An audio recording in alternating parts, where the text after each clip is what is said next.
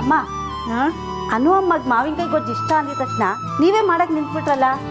ನಾನು ಎಂತೆಂಥ ಅಡುಗೆನ ನೋಡಿದ್ದೀನಿ, ಅಡುಗೆ ಮಾಡಿಯೋರನ್ನ ನೋಡಿದ್ದೀನಿ. ಆದರೆ ನಿಮ್ಮ ಸ್ಟೈಲೇ ಸೂಪರು.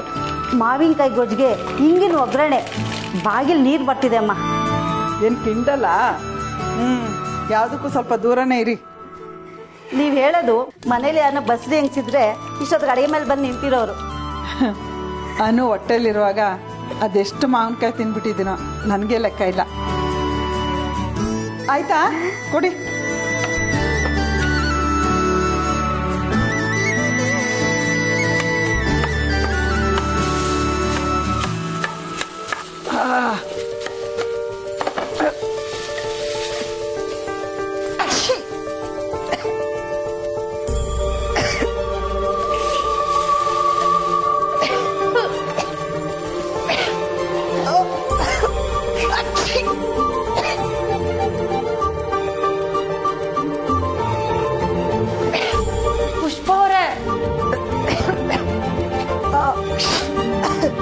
ಓ, ನೀವು ಇಲ್ಲೇ ಇದ್ದೀರಾ?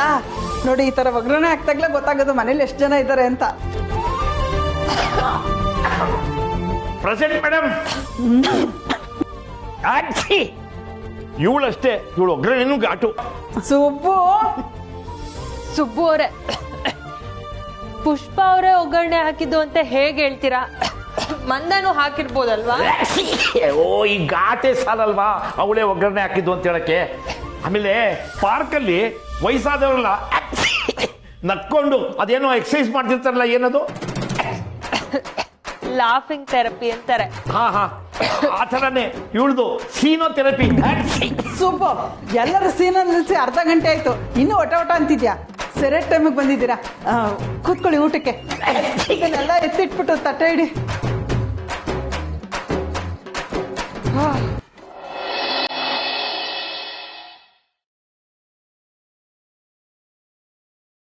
ನೈಸ್, ಗಮ್ ಅಂತ ಪರಿಮಳ ಬರ್ತಿದೆ.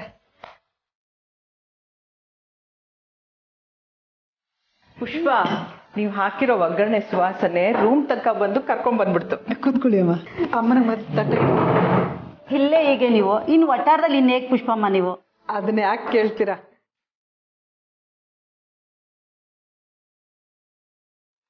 ಅನು,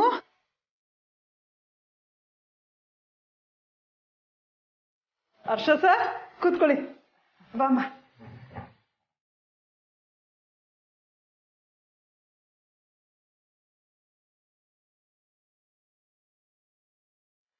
ಏನಿವತ್ತು ಊಟಕ್ಕೆ ಇಷ್ಟೊಂದು ಸಂಭ್ರಮ?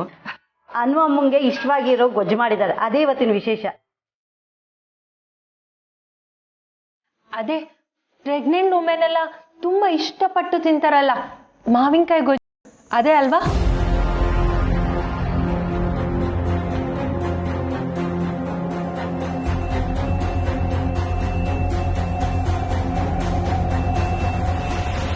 ಆ ಥರ ಗೊಜ್ಜು ಇದೆಯಾ? ಅನುಗೆ ಆ ಗೊಜ್ಜು ತುಂಬಾ ಇಷ್ಟ.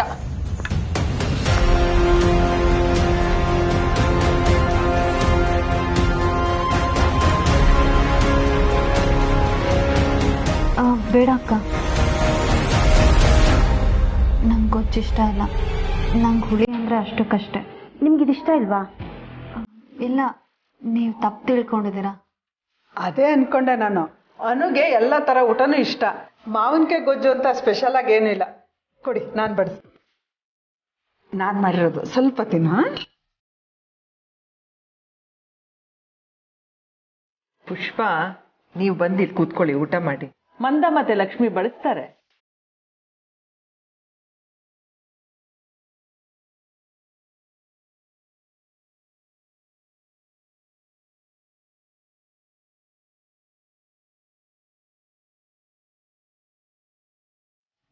ಅಮ್ಮ, ಊಟ ಆದ್ಮೇಲೆ ನಾನು ಸುಬ್ಬು ಮನೆಗೆ ಹೊರಡ್ತೀವಿ. ಹೊರಟ್ರಾ? ನೋ, ಅದೇಗೆ ಸಾಧ್ಯ? ನಮ್ಮ ಆನಿವರ್ಸರಿ ಇವೆಂಟ್ ಮುಗಿಸ್ಕೊಂಡು ಹೊಡ್ಬೇಕು ನೀವು.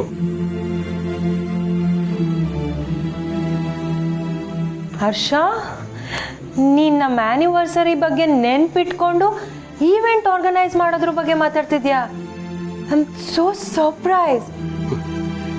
ನನಗೆ ನೆನಪಿರುತ್ತೆ ಮಾನ್ಸಿ, ಆದರೆ ನನಗಿಂತ ಮೊದಲು ನೀನು ಆ ವಿಷಯದ ಬಗ್ಗೆ ಮಾತಾಡಿ ನಾನು ಮರ್ತಿದ್ದೀನಿ ಅನ್ನೋ ಥರ ಬಿಹೇವ್ ಮಾಡ್ತೀಯ. Anyway that's not the point. ಇವ್ರು ಹೊರಡ್ತಿದಾರಂತೆ ನೋಡು. ಸುಬ್ಬು ಪುಷ್ಪ ಅವರೇ, ನಮ್ಮ ಆನಿವರ್ಸರಿ ಇವೆಂಟ್ನ ಮುಗಿಸ್ಕೊಂಡು ಹೊರಡಿ. ಅಲ್ಲ, ಆ್ಯನಿವರ್ಸರಿ ಪಾರ್ಟಿ ಎಲ್ಲ ನೀವು ಮಾಡ್ಕೊಳ್ಳಿ, ನಾವಿಬ್ಬರು ಯಾತಕ್ಕೆ? ನೋನೋ, ನೀವು ಹೀಗೆ ಹೇಳಿದ್ರೆ ಹೇಗೆ? ನೀವಿರಲೇಬೇಕು.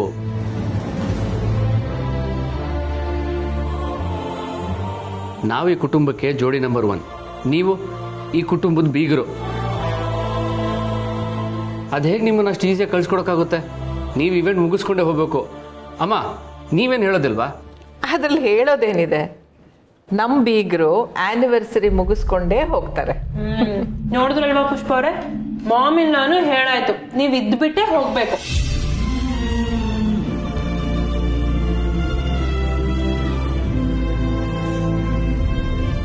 ಅನು ಅಮ್ಮ, ಗೊತ್ತು ಸ್ವಲ್ಪನೂ ಬೇಡವಾ? ಇಲ್ಲ ಅಕ್ಕ, ನನಗೆ ತಿನ್ಬೇಕನ್ನಿಸ್ತಿಲ್ಲ.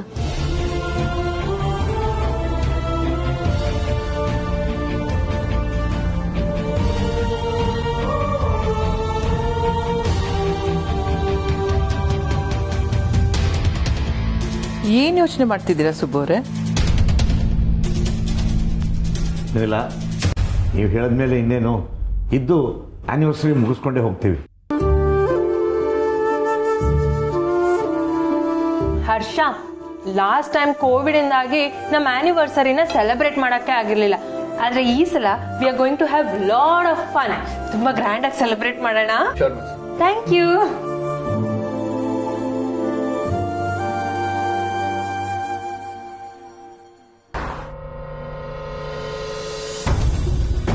ಅನು ಅನು ತಗೋ ಇದು.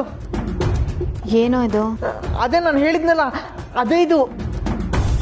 ನಮ್ಮ ಡ್ರೈವರು ತಿಪ್ಟೂರಿಂದ ತೆಂಗಿನಕಾಯಿ ತರೋನಿದ್ದ, ಅವನಿಗೆ ಔಷಧಿ ತರ ಕೇಳಿದ್ದೆ, ಅವ್ನು ತಂದ್ಕೊಟ್ಟ.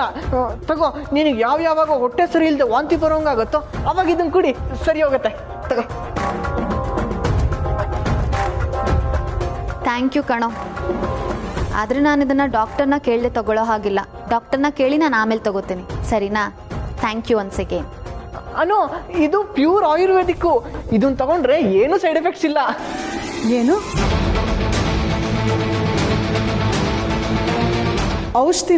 ಔಷಧಿ ತಗೊಳ್ಳುವಂಥದ್ದು? ಏನಾಗಿದೆ ಅನು ನಿನಗೆ? ಏನಾಯ್ತನು? ಅದು ಏನಿಲ್ಲ, ಏನಾಗಿಲ್ಲ. ಅನು, ಏನಾಯ್ತು ಅಂತ ಹೇಳ್ತೀಯಾ? ಅವಳು ಹೇಳಲ್ಲ. ಯಾಕೆ? ನಿನಗೆ ಮಾತ್ರ ಹೇಳ್ತಾಳಾ? ಹೇಳಿದ್ರೆ ನೀವೆಲ್ಲ ಟೆನ್ಷನ್ ಮಾಡ್ಕೋತೀರಾ ಅಂತ ಹೇಳಲ್ಲ.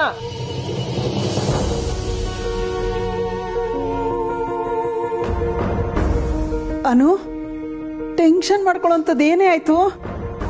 ಅಯ್ಯೋ ಅಮ್ಮ, ಏನಿಲ್ಲ ಅಮ್ಮ. ಸಂಪತ್, ನೀನೇ ಟೆನ್ಷನ್ ಮಾಡ್ತೀಯ ಕಣೋ ಅಮ್ಮಂಗೆ. ಅಮ್ಮ, ಹೇಳೋಂಥ ವಿಷಯ ಆದರೆ ನಾನು ನಿನಗೆ ಹೇಳಲ್ವಾ ಅಮ್ಮ? ಸ್ವಲ್ಪ ಗ್ಯಾಸ್ಟ್ರಿಕ್ ಸಮಸ್ಯೆ ಅಷ್ಟೇ, ಅದಕ್ಕೆ ಹೊಟ್ಟೆ.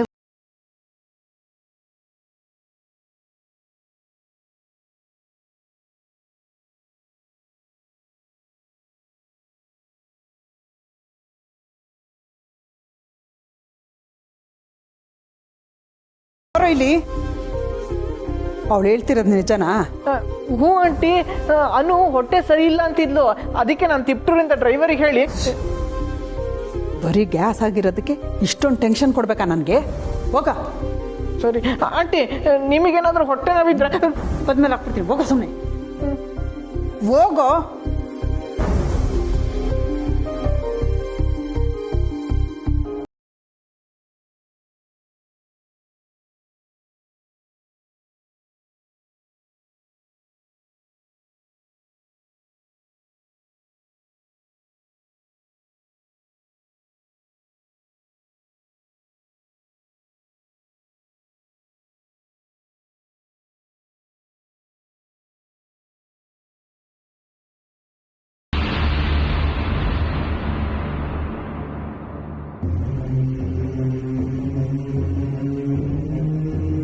ನೀನ್ಯಾಕೆ ಹಾಗೆ ನೋಡ್ತಿದ್ಯಾ?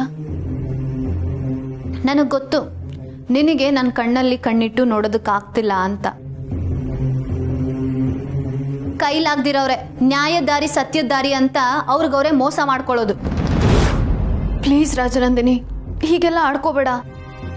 ನಾನು ಆಡ್ಕೋತಿಲ್ಲ, ನಿಜ ಹೇಳ್ತಿದ್ದೀನಿ. ನೋಡು, ಸತ್ಯ ಅದಲ್ಲ.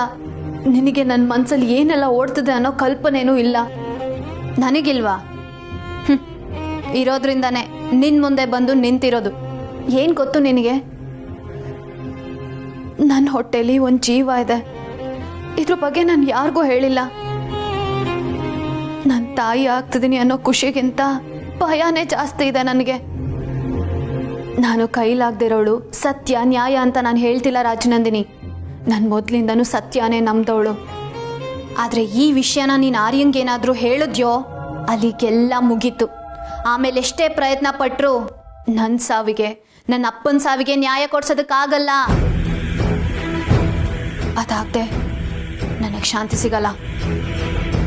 ನೀನು ಈ ಜಂಜಾಟದಿಂದ ಹೊರಗೆ ಬರಬೇಕು ಅಂದರೆ ನನ್ನ ಮರು ಹುಟ್ಟಿನ ಉದ್ದೇಶ ಈಡೇರಲೇಬೇಕು. ಅದು ನನಗೂ ಬೇಕು.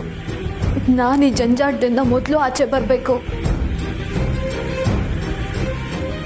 ಆಚೆ ಬರಬೇಕು.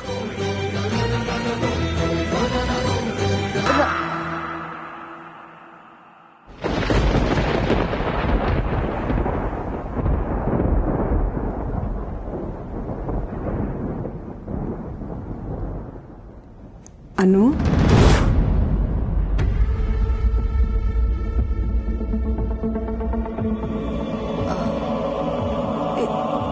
ಹೇಳಮ್ಮ. ಏನಾಯ್ತು ನಿನಗೇನು? ಯಾರ ಹತ್ರ ಮಾತಾಡ್ತಿದ್ಯಾ? ಅದು ಯಾರ ಹತ್ರನೂ ಇಲ್ಲ ಅಮ್ಮ. ನಾನೇ ನೋಡಿದ್ದೀನಿ. ಯಾರೋ ಇದಾರೆ ಅನ್ನೋ ಥರ ಮಾತಾಡ್ತಿದ್ಯಲ್ಲೇ. ಏನಾಗಿದೆ ನಿನಗೇನು? ಅದು ಅಮ್ಮ, ಆರ್ಯ ಸರ್ ಹತ್ರ ಏನೋ ಹೇಳಬೇಕು ಅಂದ್ಕೊಳ್ತಿದ್ದೆ, ಹೇಳೋಕ್ಕಾಗಿರ್ಲಿಲ್ಲ. ಅದಕ್ಕೆ ಒಬ್ಬೊಬ್ಳೆ ಈ ಥರ ಮಾತಾಡ್ತೀಯಾ? ಅದು ಬಿಡು, ನೀನು ಬಂದಿದ್ದೇನು? ಹೊಟ್ಟೆ ಸರಿ ಇಲ್ಲ ಅಂದಲ್ಲ, ಅದಕ್ಕೆ ಕಷಾಯ ಮಾಡ್ಕೊಂಡು ಬಂದೆ. ತಗೋ ಕುಡಿ. ಸರಿ, ನಾನು ಆಮೇಲೆ ಕುಡಿತೀನಿ. ಇಲ್ಲ, ನಾನು ಮುಂದೆನೇ ಕುಡಿಬೇಕು. ಕುಡಿ. ಆಮೇಲೆ ಕುಡಿತೀನಿ ಅನ್ನಲ್ಲ.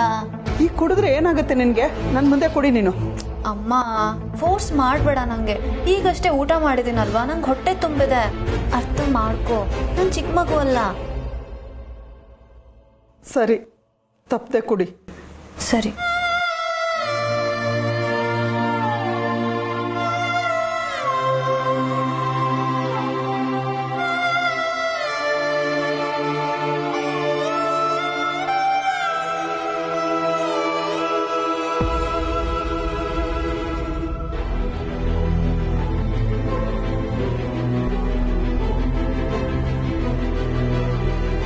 ಈ ಕಷಾಯ ಗರ್ಭಿಣಿಯರು ಕುಡಿಬೋದೋ ಇಲ್ವೋ ಗೊತ್ತಿಲ್ವಲ್ಲ. ಇದ್ರ ವಾಸನೆನೂ ನನಗಿಷ್ಟ ಆಗ್ತಿಲ್ಲ. ಗ್ಯಾಸ್ ಆಗಿದ್ರೆ ತಾನೇ ಕಷಾಯ ಕುಡಿಯೋದು. ಹಿಂಗೆ ಎಷ್ಟು ದಿನ ಸುಳ್ಳು ಹೇಳ್ಕೊಂಡಿರ್ಲಿ.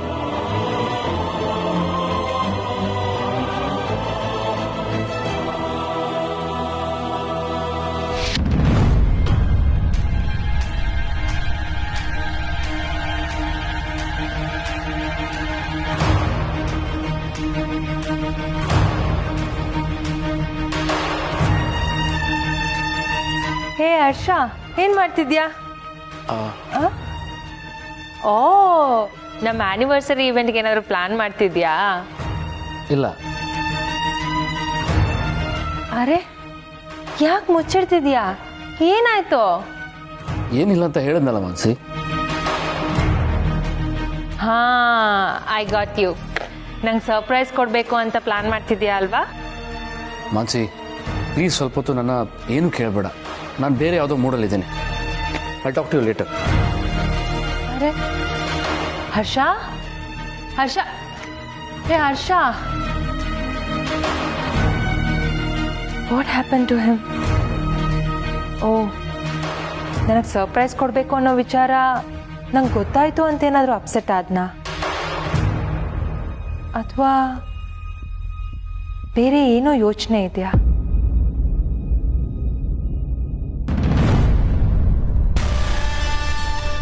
ಸರಿಯಾ? ಟೈಮ್ ಇಷ್ಟು ಗೊತ್ತಾ?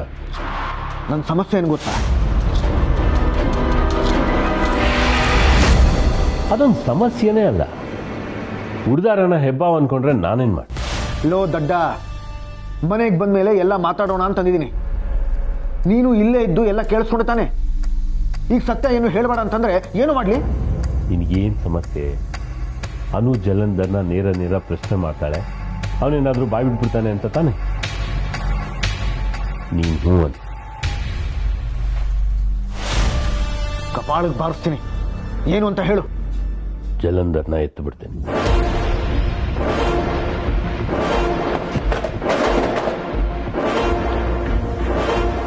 ಈಗ ಯಾಕೋ ನಿನ್ನ ಹೆಂಡತಿ ವೀಕ್ನೆಸ್ಸು ಆ ಜಲಂಧರ್ಗೆ ಚೆನ್ನಾಗಿ ಗೊತ್ತು. ಸತ್ಯ, ನ್ಯಾಯ, ಪ್ರಾಮಾಣಿಕತೆ ಅಂತೆಲ್ಲ ಮಾತಾಡಿ ನಿನ್ನ ಹೆಂಡತಿ ತಲೆ ತುಂಬ್ತಾನೆ. ಹಾಗಿದ್ರೆ ನನ್ನ ಹೆಂಡತಿಗೆ ಸರಿಯಾಗಿರೋದನ್ನೇ ಹೇಳೋದು ನನ್ನ ಕೆಲಸ ತಾನೆ. ಏನೇ ಹೇಳಿದ್ರು ಇನ್ನೊಂದು ಕಡೆಯಿಂದ ಬಂದು ಗೋಲ್ ಹಾಕಿದ್ರೆ ನಾನೇನು ಮಾಡಲಿ? ಸತ್ಯ, ನ್ಯಾಯ, ಪ್ರಾಮಾಣಿಕತೆ ನ್ಯೂನತೆ ಅಲ್ಲ ಝಂಡೆ. ಅವುಗಳು ಒಬ್ಬ ವ್ಯಕ್ತಿಯ ಶಕ್ತಿಯಾಗಿರಬೇಕು. ಓ, ಇದ್ಯಾವತ್ತಿಂದ? ಯಾವತ್ತಿಗೂ ಇದೇ ಸರಿ ಝಂಡೆ. ಈ ಆರ್ಯ ಯಾವತ್ತಿಗೂ ಇದನ್ನೇ ನಂಬಿತು.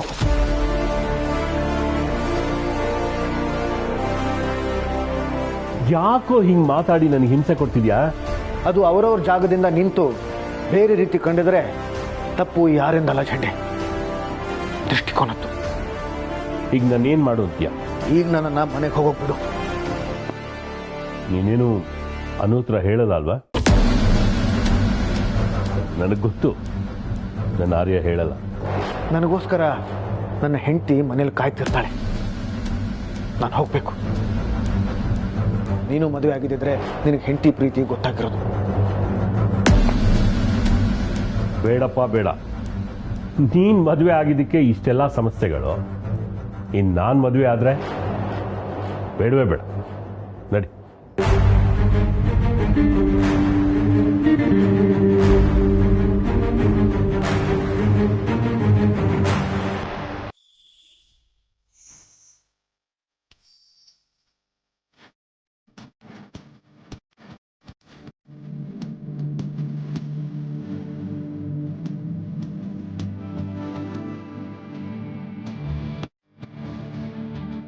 ಪ್ರೆಗ್ನೆಂಟ್ ವುಮೆನ್ ಎಲ್ಲ ತುಂಬಾ ಇಷ್ಟಪಟ್ಟು ತಿಂತಾರಲ್ಲ ಮಾವಿನಕಾಯಿ ಗೊಜ್ಜು, ಅದೇ ಅಲ್ವಾ?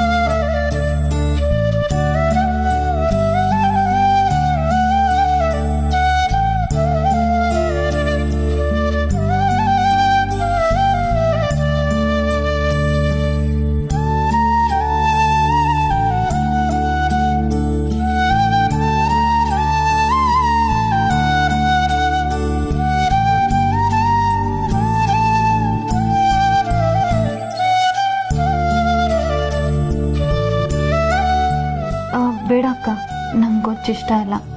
ನಂಗೆ ಹುಳಿ ಅಂದರೆ ಅಷ್ಟಕ್ಕಷ್ಟೆ. ಎಲ್ಲರೂ ಮುಂದೆ ಬೇಡ ಅಂದು ಈಗ ಹೀಗೆ ಕದ್ದು ಮುಚ್ಚಿ ತಿನ್ನೋದಕ್ಕೆ ಹಿಂಸೆ ಆಗ್ತದೆ. ಆದರೆ ನೆಮ್ಮದಿಯಾಗಿ ನಿದ್ದೆ ಮಾಡೋದಕ್ಕೆ ಮನ್ಸು ನನ್ನ ಮಾತು ಕೇಳಬೇಕು ಅಂದರೆ ನಾನೀಗ ಹೊಟ್ಟೆ ಮಾತನ್ನು ಕೇಳಲೇಬೇಕು.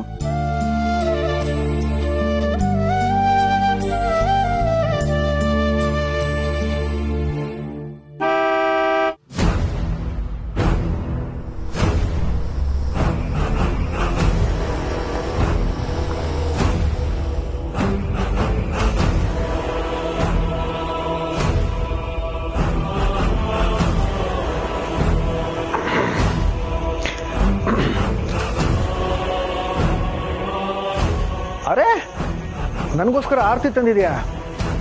ತಡವಾಗಿ ಹೋದ್ರೆ ಹೆಂಡತಿ ಆರತಿ ಮಾಡ್ತಾಳೆ ಅಂತಾರಲ್ಲ, ಅದೇನಾ ಇದು?